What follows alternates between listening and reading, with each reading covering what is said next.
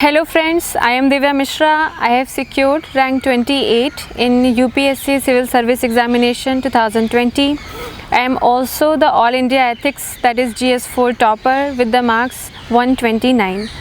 So today in this discussion I am going to talk about all the strategies, some tips, issues, challenges that we as aspirants face in the ethics paper. So let us begin.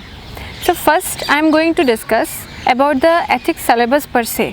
What is our syllabus and how we ought to start its preparation. So I have the syllabus in front of me. First is the ethical definitions and the concepts. So first is ethical human interface within this, which has essence, determinants, consequences of ethics, dimensions of ethics, and ethics in the private and the public life. Now what we have to do, for example, in the very first sentences of our ethics syllabus, is to look these points into the internet, find the relevant definitions and populate it with the help of right examples. ठीक है, तो उसके बाद हम जब second पे आएंगे जो कि है ह्यूमन वैल्यूज़, उसमें है lessons from the lifes and teachings of great leaders. अब जब हम न्यूज़पेपर पढ़ते हैं तो भी हमें बहुत सारे इस तरह के एग्जाम्पल्स मिल जाया करते हैं. इसके अलावा जब आप, जैसे मेरा ऑप्शनल फ़िलासफ़ी है, तो बहुत सारे प्लेटो, एरिस्टोटल, कैंट एंड लीबनिस, इन सब लोगों ने बहुत सारी एथिकल डायमेंशन पे भी बात की है. और अगर आप जीएस में पढ़ते हैं या फिर आपका अगर सोशियोलॉजी ऑप्शनल है, पॉलिटिकल साइंस ऑप्शनल है, एक्सेप्ट सम जो साइंस ऑप्शनल्स हैं उनको छोड़ के आपको हमेशा कुछ ना कुछ लीडर्स और उनके एथिकल वैल्यूज़ मिलते हैं. तो ये सारे सोर्सेज जो हैं आप इनको कलेक्ट करिए और इनको आप अपने GS4 में यूज़ करिए. तो आपका ये वाला पार्ट कवर हो जाएगा. फिर है रिफॉर्मर्स एंड एडमिनिस्ट्रेटर्स. अब इसको कैसे करें? हम जानते हैं इलेक्शन कमीशन में TN शेषन जी हो गए और इसके अलावा श्रीनिवासन जी हो गए जिन्होंने दिल्ली मेट्रो वाला प्रोजेक्ट किया था, कोंकण रेलवेज़ वाला किया था, और बाबा आमटे हो गए, रविन्द्रनाथ टैगोर जी हो गए, महात्मा गांधी जी हो गए, विवेकानंद जी. ऐसे बहुत सारे एग्जाम्पल्स हैं जो हम अपने UPSC प्रिपरेशन में नेचुरली पढ़ते हैं. तो बुक सोर्सेज करंट अफेयर्स में मैं सिविल्स डेली के बारे में बता रही थी. बहुत ही रिच क्वालिटी का कंटेंट आपको मिलता है. अच्छी बात यह है कि अगर आप ऐसे कोई भी टॉपिक है, सपोज इंडो अफगान, उसमें आपको साल भर की जितनी न्यूज़ है वो एक के बाद एक इम्पॉर्टेंट न्यूज़ आपको मिल जाएगी. तो आप वहाँ से एक साल का करंट अफेयर्स हर टॉपिक वाइज रिवाइज कर सकते हैं. आप सिविल्स डेली को ज़रूर एक्सप्लोर करेगा. I have known about the initiative by Anudeep Dhurishetty sir. He followed the Samachar Manthan of Civils Daily. Right. So that was the reason, sir, that I've taken the prelims test series and mains test series also. Second बार तो जब मैंने mains दिया तो आपके through direct मैंने answer writing में काफी हेल्प मिला. तो जिस चीज का मैं कह रहा था sir, the art of answer writing, because you have to display those qualities which is required as a civil servant. तो वो जो आंसर राइटिंग में आपने चीजें बताई थी कि कैसे कैसे इसको पॉइंटेड लिखो, सबटाइटल्स डालो, तो सिविल्स डेली ने काफी हेल्प करा.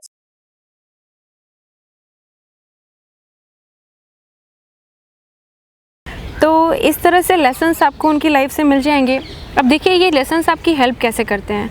जब कोई चैलेंजिंग एथिक्स का क्वेश्चन आता है जो कि थोड़ा एब्स्ट्रैक्ट होता है, फिलॉसफिकल होता है, तो उसका सेंस लेने के लिए या फिर अपने पॉइंट्स को जस्टिफाई करने के लिए हम इन रिफॉर्मर्स के या लीडर्स के जो लाइफ लेसन्स हैं या फिर उनके जो एक्सपीरियंसेस हैं उनको यूज़ करते हैं. अब देखिए ह्यूमन वैल्यूज़ वाले पार्ट में ही नेक्स्ट है role of family, society and educational institutions in inculcating of the values. अब रोल ऑफ फैमिली में हम कैसे लिख सकते हैं.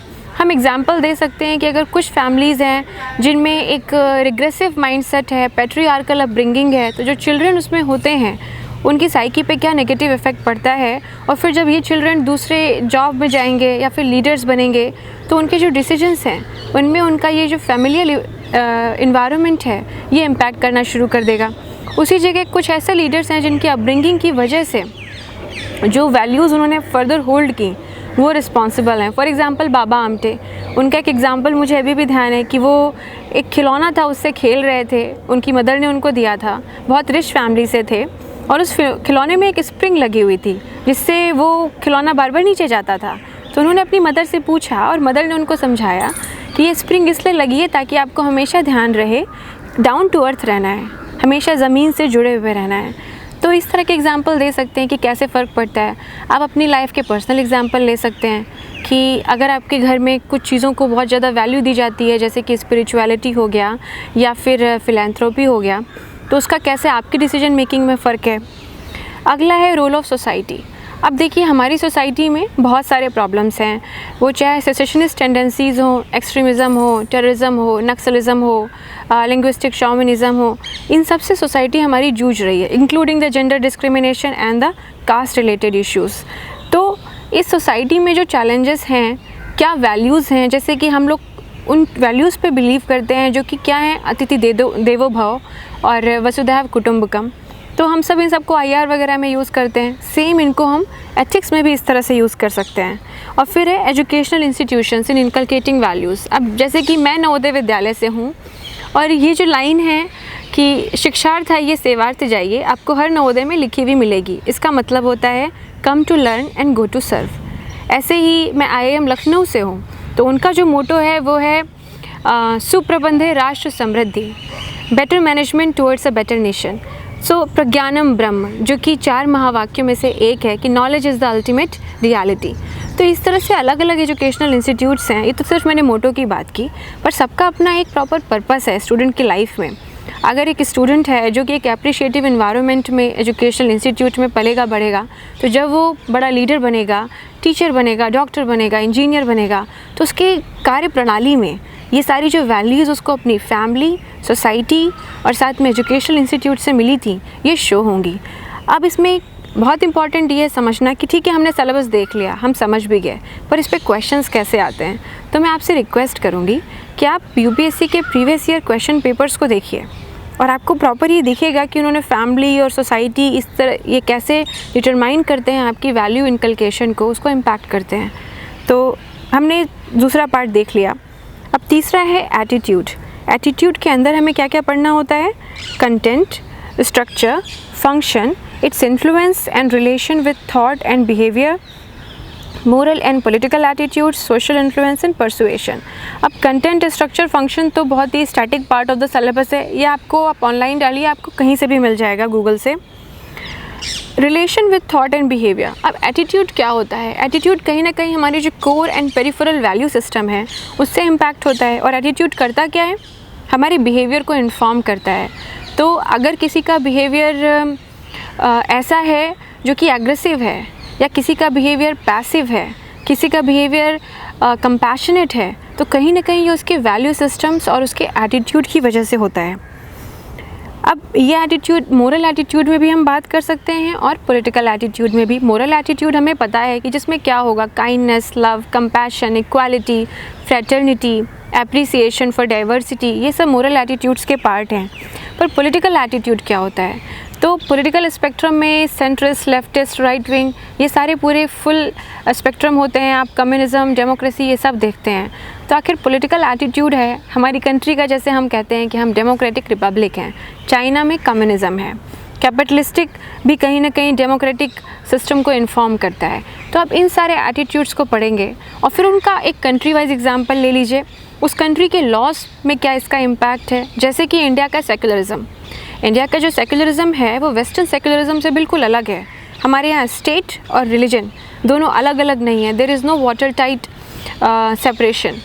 हमारे यहाँ दोनों एक दूसरे को इन्फॉर्म करते हैं पॉजिटिवली, ताकि हर रिलीजन प्रोग्रेसिव फॉर्म में आगे बढ़े। तो इस तरह से आप एग्जाम्पल लेके आइए। अब चलिए नेक्स्ट देखते हैं, aptitude and foundational values of civil service. आपने बहुत सारी क्वालिटीज़ पढ़ी होंगी, जैसे कि नोलन कमेटी ने दी हुई हैं। इसके अलावा भी रूल ऑफ लॉ को फॉलो करना, कंपैशन होना, एम्पैथी होना, इमोशनल इंटेलिजेंस होना, integrity, objectivity, transparency, accountability, openness, leadership, ये सारी क्वालिटीज़ हैं जो एक सिविल सर्वेंट में चाहिए और सिविल सर्विस एस्पिरेंट में भी चाहिए। इसमें ये सारी मेंशन्ड हैं: integrity, impartiality, non partisanship, political neutrality, objectivity, dedication to public service, empathy, tolerance, compassion towards the weaker section. अब आपको यहाँ पे पूरा एक गैमेट मिल गया जो कि एथिक्स के पेपर में सिविल सर्विस की क्वालिटीज़ हैं। इनकी आप एक प्रॉपर 1 और 2 लाइन की डेफिनेशन तैयार कर लीजिए, उनको आप अपने साथ एग्जाम्पल के साथ रख लीजिए। अब जैसे कि अगर आपको क्वालिटी शो करनी है डेडिकेशन टू पब्लिक सर्विस, आपको पता होगा सुभाष चंद्र बोस जी, वो भी इंडियन सिविल सर्विस के पर्सनल थे। फिर लेकिन उनका कंट्री को लेकर के डेडिकेशन इतना ज़्यादा था कि उन्होंने वो जॉब छोड़ दी, सर्विस छोड़ दी, और उन्होंने फिर आज़ाद हिंद फ़ौज बनाई और कंट्री के लिए उन्होंने इंडिपेंडेंस के स्ट्रगल में एक बहुत बड़ा रोल प्ले किया है। तो आप इस तरह के एग्जाम्पल ला सकते हैं पुराने वाले सिविल सर्वेंट्स के जो अभी हैं। उनमें बहुत सारे ऐसे एग्जाम्पल्स हैं जैसे कि एस आर शंकरन, परमेश्वरम अय्यर, उन्होंने बॉन्डेड लेबर के लिए काम किया है, उसको अबॉलिश करने के लिए। बहुत सारे सिविल सर्वेंट बहुत ही इनोवेटिव सोल्यूशन लेके आते हैं, चाहे वो स्वच्छ भारत कैंपेन में हो और चाहे पोलियो उन्मूलन में हो। तो आप इस तरह के एग्जाम्पल जिसमें डेडिकेशन टू सर्विस है उसको यूज़ कर सकते हैं। इनफैक्ट छत्तीसगढ़ का मुझे एग्जाम्पल याद आ रहा है अंबिकापुर का, कि वहाँ पे महिलाओं को उन्होंने, जो वहाँ की डीएम थी, उन्होंने उनको एम्प्लॉय किया वेस्ट मैनेजमेंट के लिए। तो इस तरह के एग्जाम्पल जहाँ पे पार्टिसिपेटिव गवर्नेंस है, जेंडर इक्वालिटी है, इस तरह के इनिशिएटिव्स में, कैंपेन्स में आप उनको यूज़ कर सकते हैं। चलिए अब नेक्स्ट देखते हैं इमोशनल इंटेलिजेंस, ये कॉन्सेप्ट क्या है, इसकी यूटिलिटी क्या है, an application in administration and governance. अब इमोशनल इंटेलिजेंस की जो डेफिनेशन है आपको गूगल में स्ट्रेट फॉरवर्ड मिल जाएगी। आपको इसके क्या पार्ट्स होते हैं, जैसे कि सेल्फ अवेयरनेस, सेल्फ रेगुलेशन, उसके बाद awareness about the other people और उस इमोशनल मैनेजमेंट को करना, एम्पैथी रखना, सोशल स्किल्स रखना, ये सब इसके 5-6 पार्ट होते हैं। बहुत सारे अलग अलग रिसर्चर्स ने इसके अलग अलग मॉडल दिए हुए हैं, आप उन मॉडल को देख लीजिए, 1 या 2 मॉडल, तो आपको एक बेसिक अंडरस्टैंडिंग हो जाएगी कि इमोशनल इंटेलिजेंस में क्या चाहिए होता है।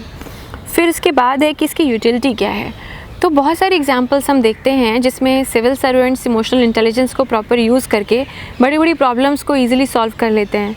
जैसे कि जो एक एग्ज़ाम्पल है, बेंगलोर के डीसीपी थे, एक एजिटेशन चल रहा था, तो क्राउड बहुत गुस्से में थी, भड़की हुई थी, तो उनके गुस्से को शांत करने के लिए उन्होंने माइक पे नेशनल एंथम गाना शुरू कर दिया, जन गण मन।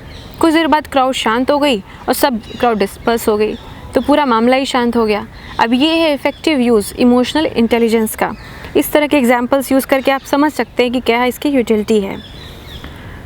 फिर है contribution of moral thinkers and philosophers from India and abroad. Moral thinkers and philosophers from India and abroad. India के हम बहुत सारे फिलोसफर्स के थिंकर्स की बात कर चुके हैं, जैसे कि आदि शंकराचार्य हो गए, रामानुजा हो गए, टैगोर जी, गांधी जी, नेहरू जी, सुभाष चंद्र बोस जी, एम.एन. रॉय जी, ये सब इंडिया के एग्जाम्पल्स हो गए, इन्होंने क्या कहा है। और बाकी वर्ल्ड ओवर एग्जाम्पल्स में क्या आएगा, जेरमी बेंथम हैं, जे.एस. मिल हैं और जॉन रॉल्स हैं, इंडिया से अमर्त्य सेन हैं। ये सारे एग्जाम्पल्स हैं जिनको आप यूज़ कर सकते हैं अपने पॉइंट्स को सब्सटैंशिएट करने के लिए, अनटिल अनलेस कोई डायरेक्टली क्वेश्चन ही ना इनके बारे में आपसे पूछा जाए। अब देखिए नेक्स्ट है public civil service values and ethics in public administration. अब यहाँ से सिलेबस बहुत स्पेसिफिक हो गया है, ये second part of the syllabus है जहाँ पे specifically civil service related values और उनकी यूटिलिटीज़ पे बात है।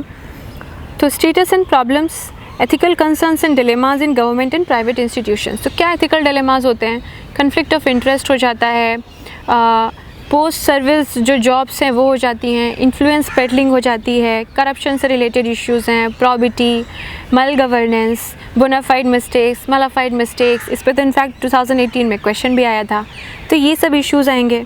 फिर है इन्फॉर्मेशन, आरटीआई पे अक्सर क्वेश्चन आ चुका है, तो आप राइट टू इन्फॉर्मेशन एक्ट किस लिए वो आया, इट्स अ सनशाइन लॉ, उसके क्या चैलेंजेस हैं जो हम अभी फेस कर रहे हैं। जैसे कि बहुत सारे इंस्टीट्यूशंस में पब्लिक इन्फॉर्मेशन ऑफिसर्स जो हैं उनकी नियुक्ति ही नहीं हुई है, जो एप्लीकेशन देते हैं वो राउंड ट्रिप करती रहती है और बहुत दिनों बाद जाकर के जो इन्फॉर्मेशन चाहिए वो मिल पाती है। या फिर जो ऑफिशियल सीक्रेट्स एक्ट है उसके तहत जो आरटीआई में इन्फॉर्मेशन मांगी गई कई बार वो डिस्क्लोज़ नहीं होती है।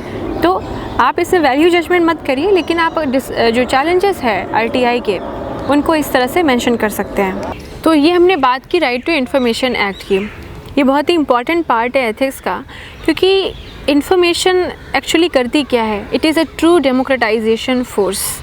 ये इन्फॉर्मेशन बैरियर्स और जो इन्फॉर्मेशन हिरार्कीज़ हैं उनको ब्रेक करती है।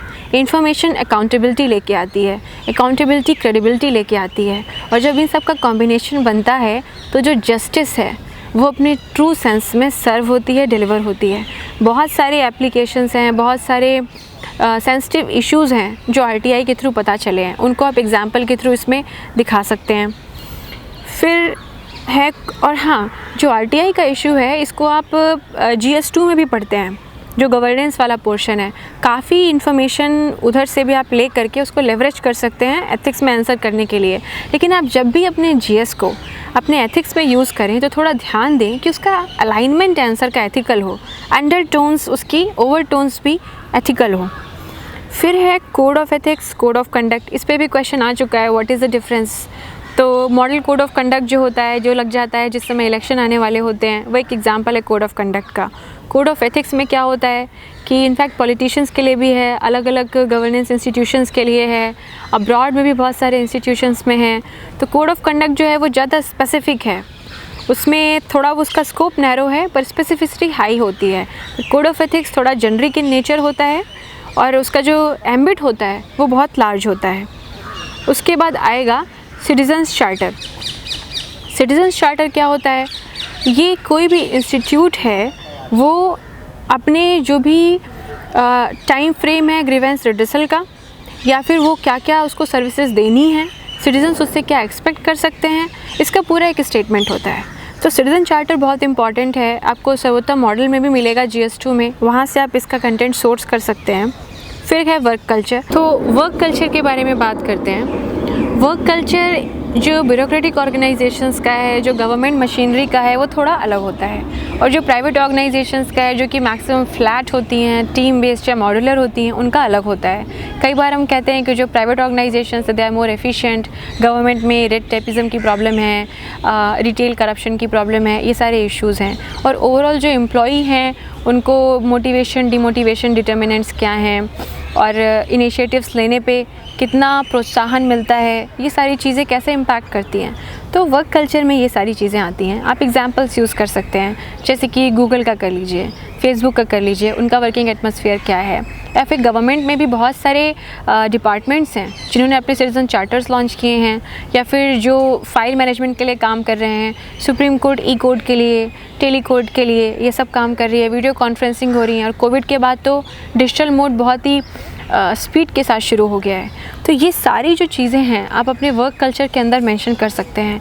देखिए अल्टीमेटली ये है कि आंसर में जो चाहिए एग्जामिनर को वो तो होना चाहिए, जो बेसिक मिनिमम रिक्वायरमेंट है कि उसमें डेफिनेशन और एग्जाम्पल हो। लेकिन ये आपके ऊपर है कि आप GS वगैरह से, या फिर जो आपका अदर पेरिफेरल नॉलेज है, उस क्वेश्चन की नीड को देखते हुए आप कितने अच्छे से उसको उसमें रख पा रहे हैं। नेक्स्ट है क्वालिटी ऑफ सर्विस डिलीवरी, जिसमें आता है कि जितने टाइम में वो सर्विस डिलीवर होनी चाहिए थी, क्या वो उतने टाइम में हुई, जो क्वालिटी और स्टैंडर्ड्स की एक्सपेक्टेशंस थी क्या वो उसमें मीट हुई, और वो जो ऑर्गेनाइजेशन थी क्या वो इसको इम्प्रूव करने के लिए फ़ीडबैक ले रही है, और जो फ़ीडबैक ले रही है क्या वो इस पर कुछ फर्दर काम कर रही है। तो ये सारी चीज़ें, और गवर्नमेंट ऑर्गेनाइजेशंस इसके लिए क्या कर रहे हैं। फिर अगला है utilisation of public funds. Utilisation of public funds बहुत इंपॉर्टेंट हो जाता है। इसके लिए पब्लिक फाइनेंस मैनेजमेंट सिस्टम भी है, मिनिस्ट्री ने लॉन्च किया हुआ है, और सोशल ऑडिटिंग और बहुत सारे अदर मैकेनिज़म्स हैं। अब तो डिजिटल मोड है, डायरेक्ट बेनिफिट ट्रांसफ़र्स है, चाहे वो LPG गैस सिलेंडर का हो, और चाहे बहुत सारे गवर्नमेंट की सब्सिडीज़ का हो, जैसे कि PM किसान वगैरह। तो आप ये सब इसमें लिख सकते हैं, और कैसे अलग अलग इनिशिएटिव्स हो रहे हैं, क्या कोई दूसरी कंट्री है जहाँ भी ये चीज़ बेटर तरीके से की जा रही है। फिर है चैलेंजेस ऑफ करप्शन। तो इसमें कैसे आप करेंगे, करप्शन की डेफिनेशन क्या है, करप्शन के कॉजेज़ क्या हैं अपनी कंट्री में, इसके लिए क्या क्या कर सकते हैं। एक तो ई-गवर्नेंस है जो इसका काफ़ी बड़ा सोल्यूशन है, लेकिन इसके अलावा भी करप्शन मल्टीपल लेवल पे होता है, कई जगह पे बहुत हिडन होता है। तो RTI इसमें हेल्प करता है, इंटीग्रिटी पैक्ट्स इसमें हेल्प करते हैं। इस तरह की चीज़ें आप लाइए, थोड़ा इनोवेटिव और क्रिएटिव रहेगा तो आपके मार्क्स फेचिंग जो है वो बढ़ जाएगी। लास्ट में है केस स्टडीज़। तो केस स्टडीज़ में मुझे लगता है कि जो चीज़ इम्पॉर्टेंट हो जाती है वो ये है कि हम कितना टाइम एलोकेट करेंगे। तो मुझे लगता है कि आप 15 मिनट के आसपास एक केस स्टडी को दे सकते हैं, जो कि आती है 20 मार्क्स और 250 वर्ड्स की। और जो आप इंट्रोड्यूस करें उसको, जो मान लीजिए केस स्टडी का कोई एक मेन पॉइंट होगा, बाकी इसमें हो सकता है और भी इश्यूज़ हों, पर कोई एक मेन इशू होगा, आप उस मेन इशू को उसमें एड्रेस कीजिए और लिखिए। जो भी आपको उसके बारे में कुछ रेलेवेंट पता हो, जो कि क्यूरियोसिटी लेके आए एग्जामिनर के माइंड में, आप वो चीज़ लिखिए। आप उसकी जो बॉडी हो उसमें बिल्कुल भी डाइग्रेस मत होइएगा, जो क्वेश्चन में पूछा जा रहा है आप बस उतना आंसर कीजिए। अगर उसमें मेरिट डिमेरिट करनी है, कोर्स ऑफ एक्शन लेना है तो कोर्स ऑफ एक्शन के साथ हमेशा कोशिश करिए आप उसका जस्टिफिकेशन लिखिए कि आप अगर ये कोर्स ऑफ एक्शन लेंगे तो उसके पीछे रीज़न क्या है। ये एग्जामिनर को बताता है कि आप थिंकिंग माइंड हैं, आप रैशनल अप्रोच है आपका, आप लॉजिकल हैं, आप आर्बिट्ररी नहीं हैं और आप गलत नहीं होने देंगे क्योंकि आप रूल ऑफ लॉ को फॉलो कर रहे हैं। फिर उसके बाद बॉडी ऑफ द आंसर्स में एथिकल ओरिएंटेशन हो, एथिकल टर्म्स हो, एथिकल एग्जाम्पल्स हो, जिसमें जो beginning part of the syllabus है वो आपकी हेल्प करेगा। और फिर लेवरेज करना जो आपका ऑप्शनल का नॉलेज है, जीएस का नॉलेज है अपने एथिक्स के आंसर राइटिंग में।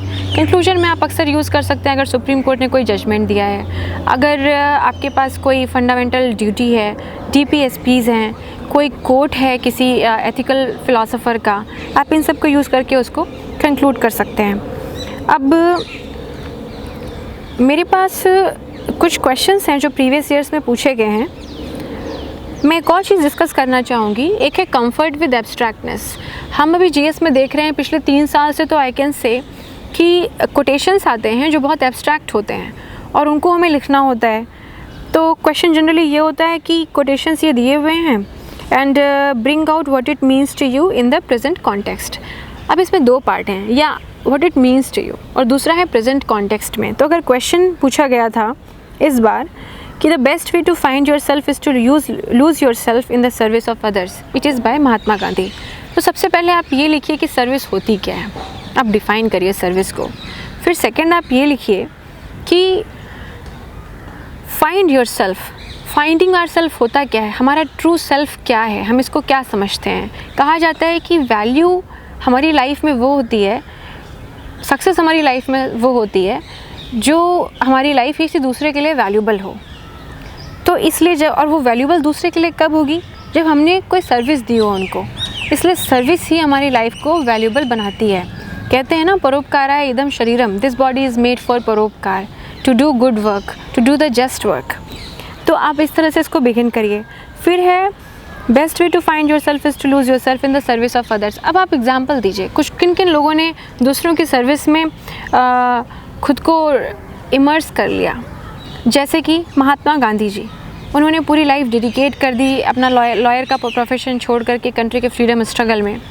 और सेकेंड पे आप नेल्सन मंडेला जी का एग्जांपल दे सकते हैं, मार्टिन लूथर किंग जी का एग्जांपल दे सकते हैं, मदर टेरेसा का एग्जांपल दे सकते हैं, सावित्रीबाई फुले जी का एग्जांपल दे सकते हैं। सावित्रीबाई फुले जी की डेथ हुई थी क्योंकि प्लेग चल रहा था और एक जो थे जिनको प्लेग हुआ था उनको वो कैरी करके लेकर के गई जहाँ पे हॉस्पिटल था, और रास्ते में उनको वो प्लेग से इन्फेक्ट हो गई and because of this she died like a martyr. So ये सारी जो एग्जांपल्स हैं आप लेके आइए। फिर आप ऑर्गेनाइजेशन के बारे में सोचिए। ये तो इंडिविजुअल हो गया, जो ऑर्गेनाइजेशन से जो इस तरह के काम कर रही हैं, आर्म्ड फोर्सेस ऐसा कर रहे हैं, बहुत सारे जो रेड क्रॉस सोसाइटीज़ हैं वो ऐसा कर रहे हैं, doctors without borders, reporters, journalist, ये सारे लोग हैं, फिलैंथ्रोपिस्ट जो इन सब चीज़ों के लिए काम कर रहे हैं। या फिर बड़े बड़े फाउंडेशन CSR हो गए जैसे कि bill and Melinda Gates foundation. Children के एग्जांपल हो गए जैसे कि ग्रेटा थनबर्ग का आप दीजिए कि जो क्लाइमेट चेंज के लिए सेल्फलेस फॉर्म में सर्व कर रहे हैं, बहुत सारे लोगों को मोबिलाइज़ कर रहे हैं। तो इस तरह के एग्जांपल हो गए। तो बुक सोर्सेस करंट अफेयर्स में मैं सिविल्स डेली के बारे में बता रही थी। बहुत ही रिच क्वालिटी का कंटेंट आपको मिलता है। अच्छी बात यह है कि अगर आप ऐसे कोई भी टॉपिक है, सपोज इंडो अफगान, उसमें आपको साल भर की जितनी न्यूज़ है वो एक के बाद एक इम्पॉर्टेंट न्यूज़ आपको मिल जाएगी।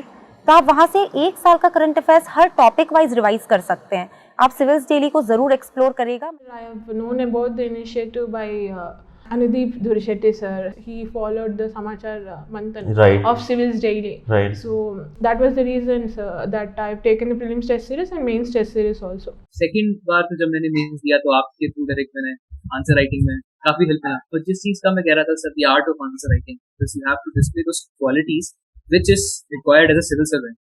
तो वो जो आंसर राइटिंग में आपने चीजें बताई थी कि कैसे कैसे इसको पॉइंटेड लिखो, सबटाइटल्स डालो, तो सिविल्स डेली ने काफी हेल्प करा।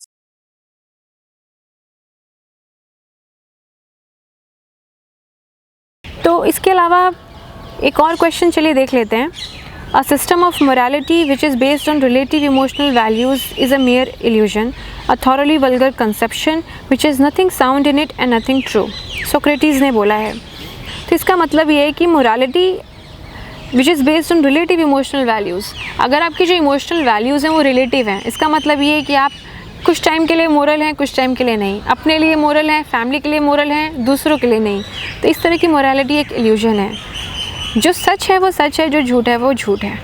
Truth is the ultimate reality. तो इसलिए जो आपकी ग्राउंडिंग हो मोरल, वो एब्सोल्यूट होनी चाहिए। रूल ऑफ लॉ भी यही कहता है कि nobody is above law, fundamental law of the land, कि सबके लिए इक्वली एप्लीकेबल होगा। तो मोरल्स, लॉज, कस्टम्स, एथिक्स, इनमें कोई रिलेटिविटी बहुत ज़्यादा नहीं होनी चाहिए, अदरवाइज़ ये आर्बिट्रेरीनेस की तरफ लेके जाएगा और ये सोसाइटी जो है उसका जो ऑर्डर है वो डिस्टर्ब हो जाएगा, क्योंकि इनजस्टिस आ जाएगा। तो आप इस तरह से इन क्वेश्चंस को इस आउटलुक के साथ देखिए। और इसके अलावा जो एब्स्ट्रैक्ट क्वेश्चंस हैं उनमें मैं आपसे रिक्वेस्ट करूँगी कि आप उनको पार्ट्स में तोड़ लें। आप उसको बिगिन ऐसा करें जो most relatable form of introduction हो, उसकी जो बॉडी हो उसको डिफरेंट पार्ट्स में देखें, एग्जाम्पल्स लेकर के आएँ और थ्रू आउट एथिकल ओरिएंटेशन के साथ उसको सॉल्व करें। कंक्लूड बहुत ही पॉजिटिव नोट पे करिए और कुछ कंक्लूसिव दीजिए या फिर क्रिएटिव और इनोवेटिव दीजिए। और अगर आप इस तरह से करेंगे तो मुझे लगता है ज़रूर आपके number one of the highest आएंगे एथिक्स में। और thank you for your patience.